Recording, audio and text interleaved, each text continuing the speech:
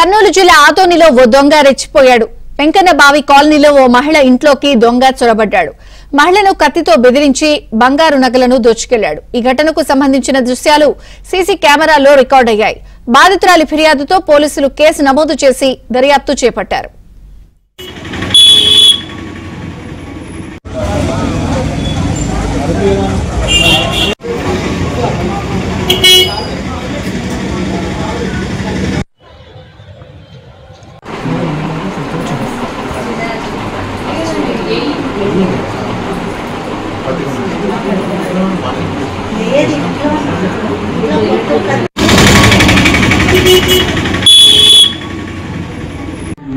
ఇంట్లోకి వచ్చాడండి. డైరెక్ట్ గా వచ్చి కత్తి చూపించేసి గొంతు మీద కత్తి పెట్టి చైన్ లాగడానికి చాలా ట్రై చేశాడు.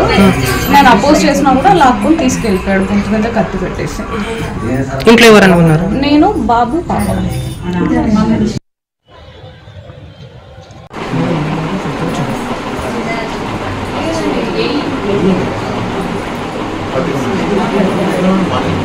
లేదు